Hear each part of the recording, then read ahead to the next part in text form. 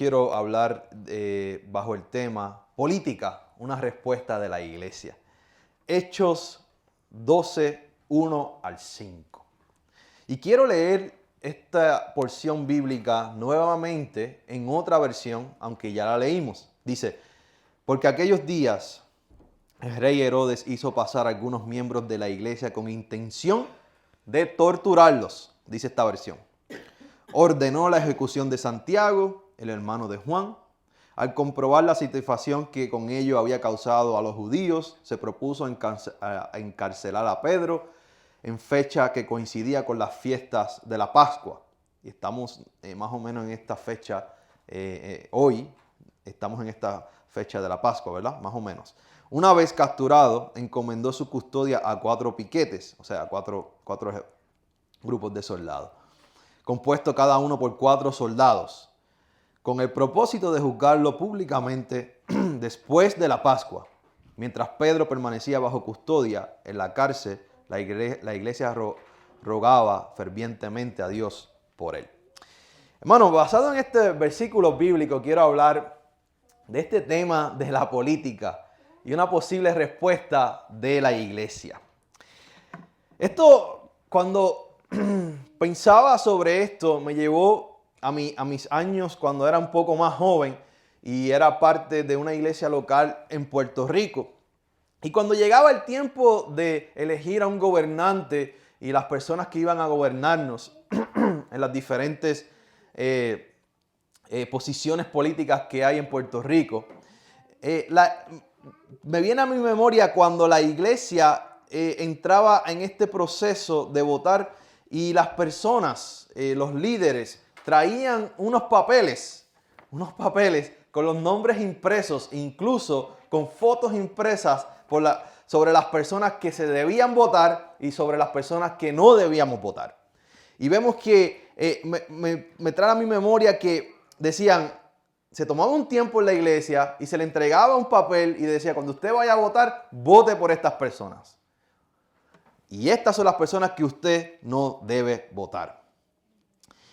Y en ocasiones también en las iglesias invitaban a políticos. Y en iglesias prominentes en Puerto Rico, algunos de estos políticos, especialmente los que querían gobernar en la posición de gobernador, venían a estas iglesias y les hablaban sobre cualquier tema. Los pastores y líderes de la iglesia le decían a los miembros por quién votar. Entonces, como iglesia, nosotros debemos pensar seriamente en esto, porque la política está dentro y fuera de la iglesia y no podemos escapar de ella. Y es peligroso el uno escoger y decirle a alguien por quién votar solamente basándonos en un asunto. Y usualmente para la iglesia de Puerto Rico era el asunto de la sexualidad y la familia.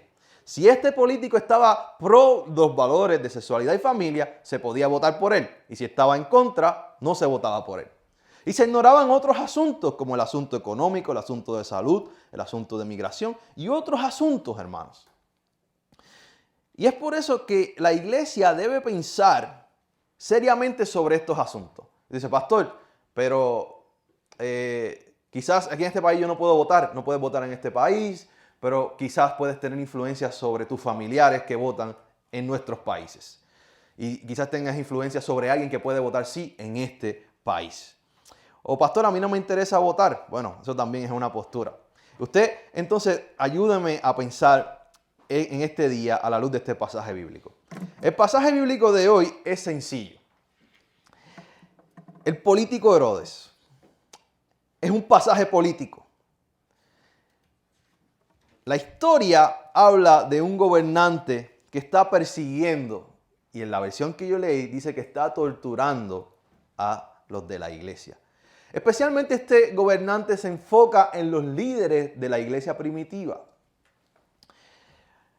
La persecución que estaba sobre la iglesia venía del Imperio Romano. ¿Por qué? Porque Herodes representaba al Imperio Romano.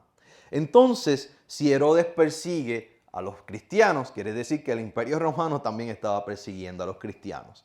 Esta persecución toma parte en la región de Palestina, en Judea.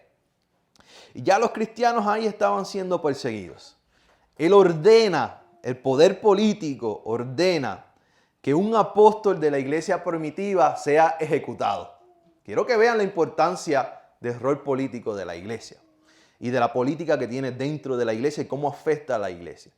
Y este hombre era Santiago y el poder político dijo, vamos a ejecutarlo.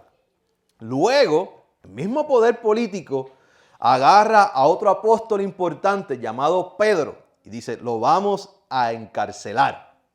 Herodes estaba esperando que pasaran las festividades religiosas para lidiar con el asunto de Pedro, porque él sabía que era el tiempo de la Pascua y había muchos visitantes y se enfocaban específicamente en la Pascua, que es un evento del pueblo de Israel.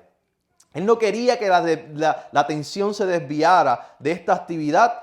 Él quería que pasara esta Pascua y entonces iba a lidiar con el apóstol Pedro.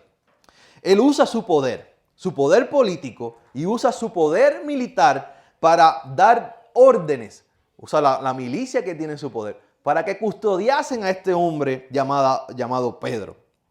Y el texto también revela que él estaba favoreciendo un grupo de judíos sobre los judíos que eran cristianos.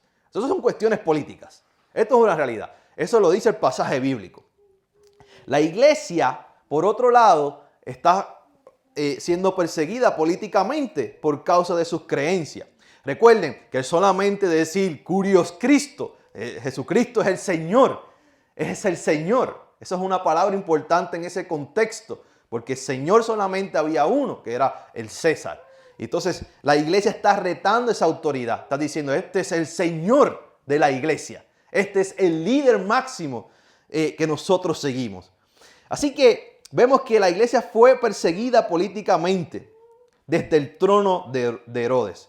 Mientras tanto, la iglesia asume una postura hasta este punto y se mantuvo ferviente en oración y creyendo a Dios. Y la herramienta principal que utilizó la iglesia en este pasaje bíblico fue la oración. La iglesia enfrentó el poder político por medio de la oración y la resistencia. Más adelante en la historia, en este capítulo 12, versos 16 al 18, está la respuesta de Dios a la iglesia. Cómo Dios intervino en este evento político de persecución sobre la iglesia, de persecución sobre los apóstoles y milagrosamente libera al apóstol Pedro. Y responde la oración de la iglesia.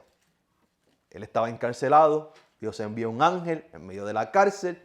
De alguna manera el ángel lo saca de ese lugar. Usted puede leer esa historia, una historia muy hermosa y lo libera de esta situación.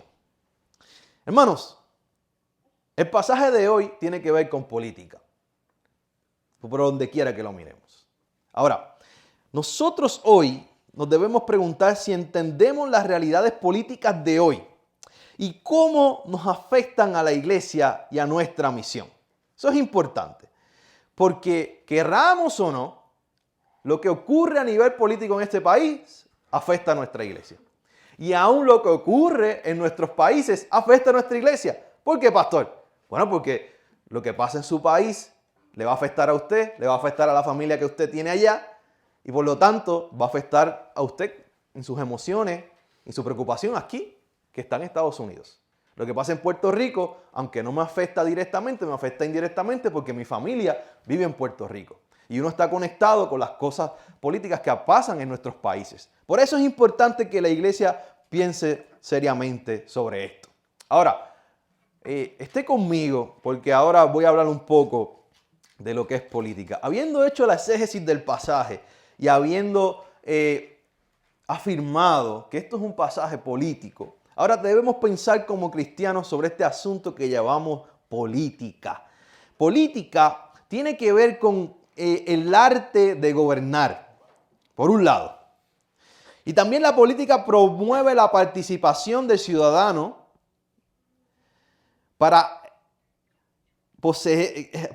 de la participación ciudadana al poseer la capacidad de distribuir y ejecutar el poder según sea necesario para garantizar el bien común de la sociedad. Por un lado, la política nos habla del arte de gobernar, que son personas que son escogidas por el pueblo, depende, ¿verdad?, el contexto, y esas personas tienen que saber gobernar a un pueblo. Por otro lado, se busca que la sociedad, que nosotros como sociedad participemos del bien común.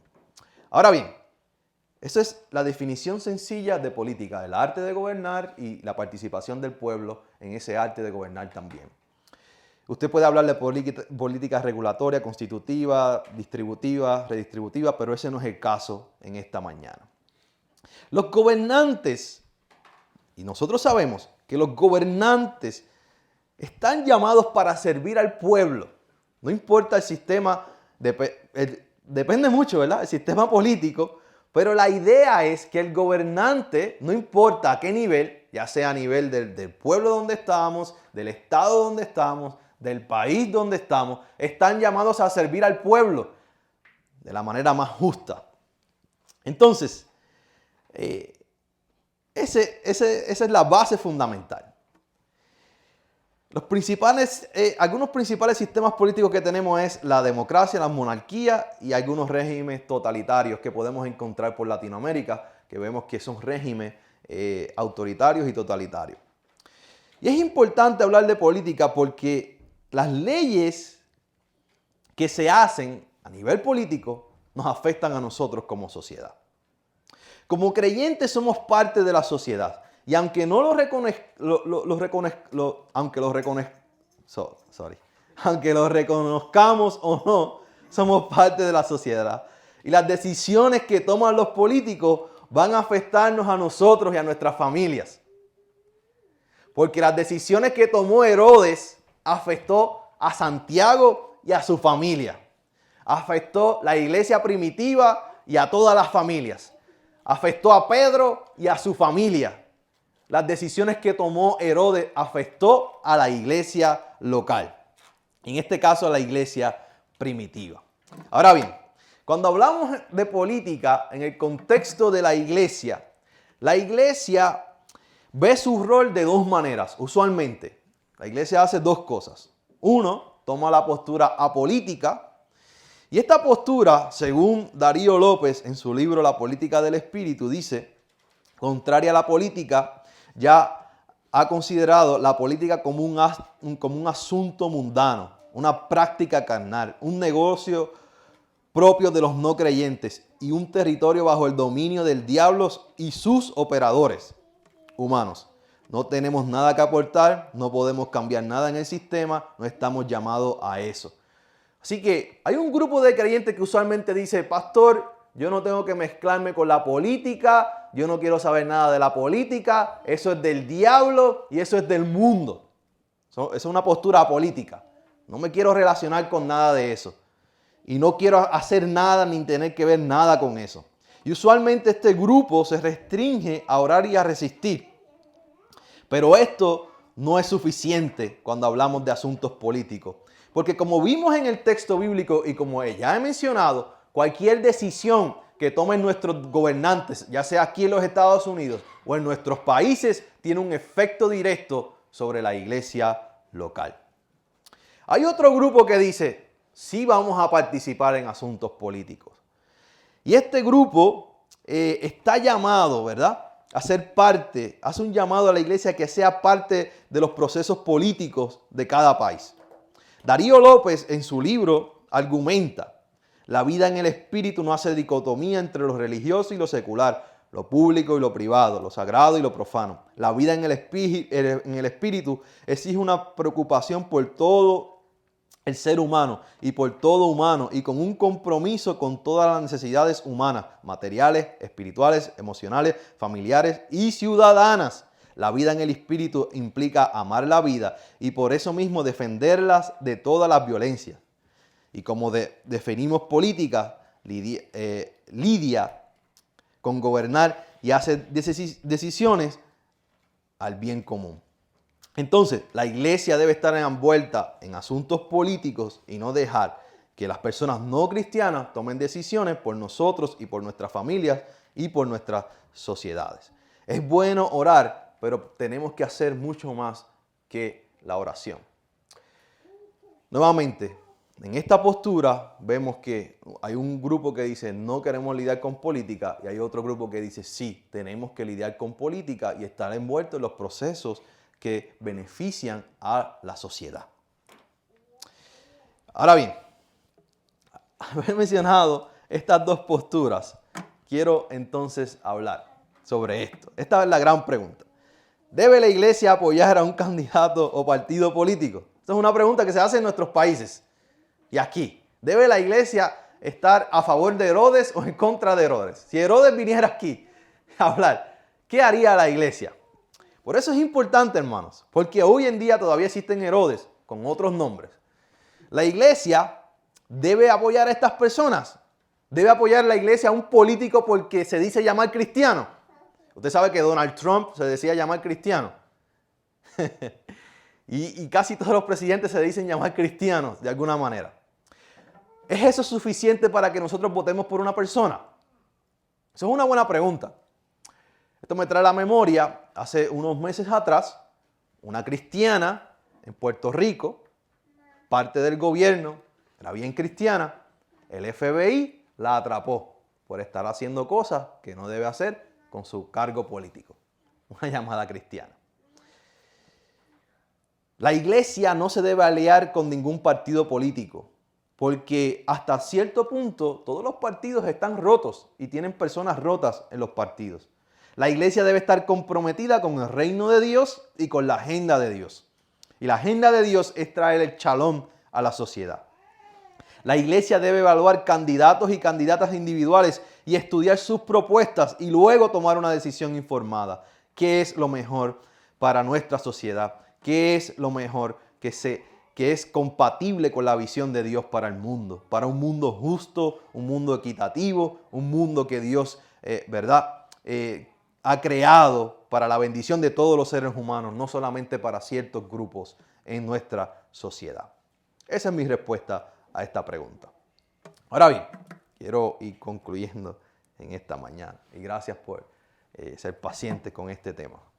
Miren, como vemos, hermanos, nuevamente volviendo al pasaje bíblico, sí, hermanos, tenemos que ser conscientes de que lo que pasa en la sociedad, en este mundo político, afecta a la iglesia.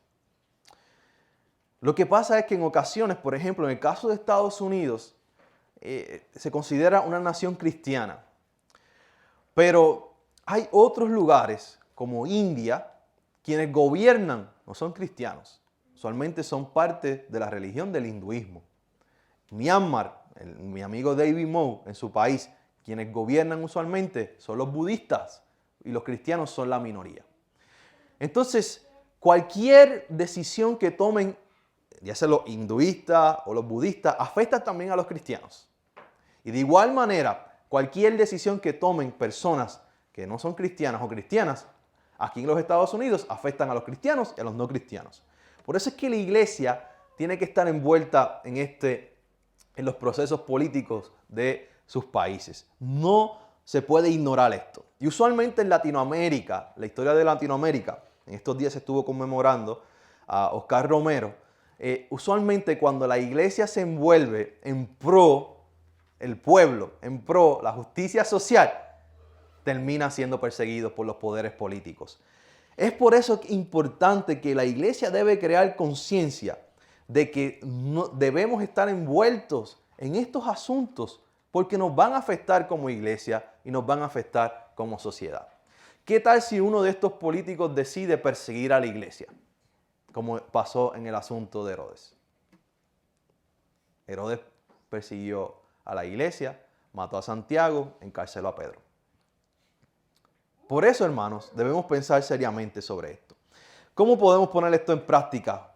¿Cómo los creyentes pueden interactuar con este asunto de la política? Y quiero mencionar algunos puntos. Número 1, lo básico, la oración. 1 Timoteo 2:2 dice, se debe orar por los que nos gobiernan y por todas las autoridades para que podamos gozar de una vida tranquila y pacífica con toda piedad y dignidad. La teología paulina aquí es, ora por los que los gobiernan. Si ustedes oran por ellos, ellos van a tener paz y por lo tanto el pueblo también va a tener paz. La iglesia primitiva oró fervientemente por Pedro y su oración fue contestada. Orar que Dios cambie la mente y el corazón de algún político, algún gobernante es importante. Por eso es que la oración es importante y es una de las maneras en que la iglesia puede intervenir en estos asuntos de política, querido hermano y hermana. Quizás Dios cambie el corazón de ese gobernante. Quizás Dios intervenga en el corazón de ese gobernante. Nuevamente, yo reconozco que en Latinoamérica tenemos variedad de gobiernos y en algunos lugares es lo que se diga el gobernante y punto. Pero aquí la oración funciona, porque Dios puede cambiar el corazón de ese gobernante. Número 2, conocer las necesidades de tu ciudad. Para intervenir en estos asuntos, recuerden que cuando hablamos de política, no estamos hablando de solamente política de partidos y cuestiones de leyes. Estamos hablando de un proceso de buscar el bienestar de nuestra sociedad y de nuestra comunidad. Y entonces, si como iglesia no conocemos qué es lo que necesita nuestra comunidad, entonces usted no puede influenciar en la política pública, en la política por el bien social. Entonces, tenemos que conocer las necesidades de nuestra sociedad.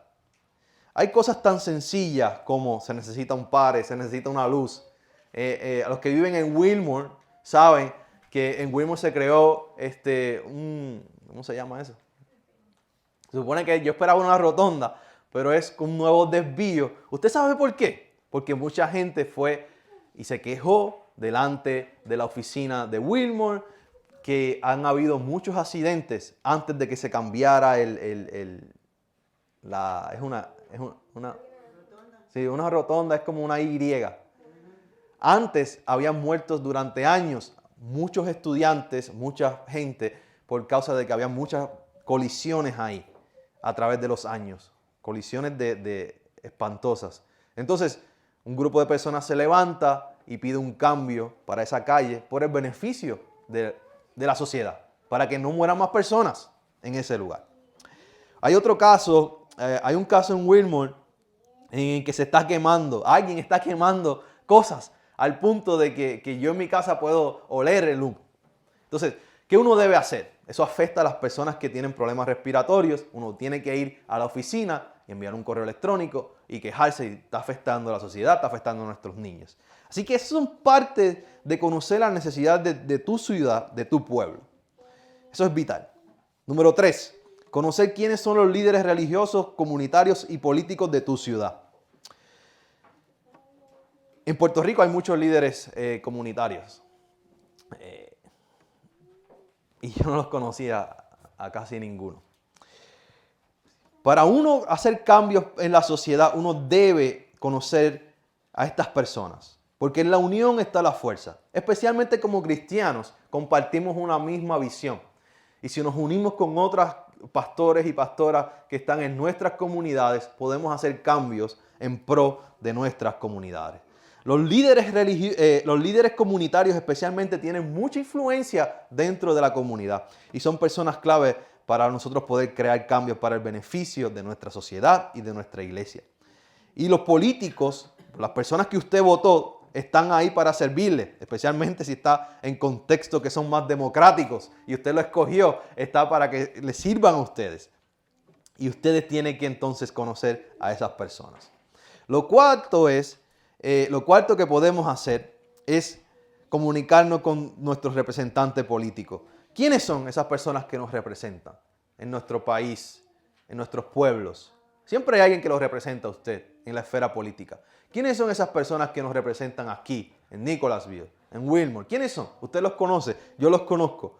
Y esas personas, y hay gente que tenemos en la Cámara de Representantes y que representan a Kentucky. Usted le puede escribir a esas personas una carta, un correo electrónico y aún llamar a sus oficinas y expresar cuáles son sus preocupaciones y expresar cuáles son algunas sugerencias sobre los temas que se están discutiendo. Especialmente cuando va a haber un cambio de leyes en los Estados Unidos o una nueva política pública, es importante que nosotros como sociedad le digamos a esos representantes, esta es nuestra posición, esta es nuestra postura, y eso le ayuda a ellos a ver y a pensar cuál es la mejor decisión para el pueblo a quien sirven.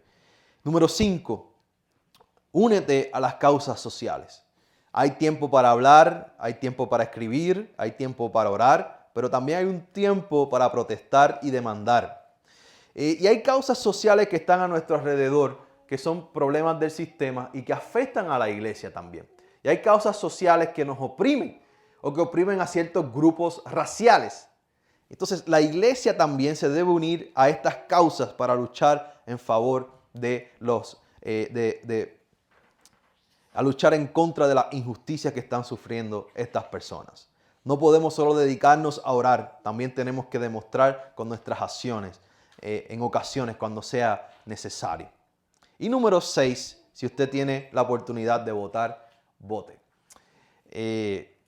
Especialmente en su país, también dígale a sus familiares, si usted tiene la oportunidad de votar, vote. Si su país le da la oportunidad de votar. ¿Por qué? Porque usted va a escoger quién va a dirigir a su país por los próximos años y es nuestro deber cristiano poder influenciar lo que pasa en la sociedad. Y votando es una manera de poder influenciar eso. Cuando no votamos, hermano, permitimos que otros decidan por nosotros.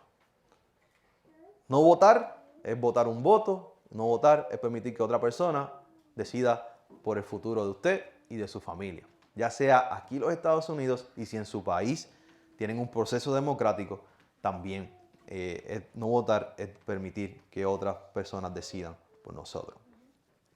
Por eso es importante, hermanos, hablar de este tema de la política. Yo sé que es un poquito duro hablar de él, pero es importante. Porque yo recuerdo de joven, nunca en la iglesia nadie me habló de una perspectiva cristiana de la política. Nadie me dijo, tu voto es importante. Nadie me dijo, saca tu ID cuando tengas los 18 años para que puedas ir a votar por un mejor Puerto Rico. Sino que muchos de estos temas eran ignorados dentro de la iglesia. Por eso es que debemos pensar seriamente sobre la política y el efecto que tiene en la iglesia local.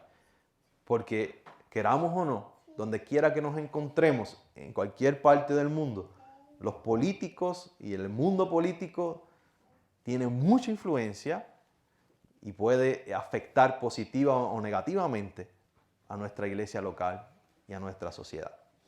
Pensemos seriamente sobre eso. Oremos en esta mañana.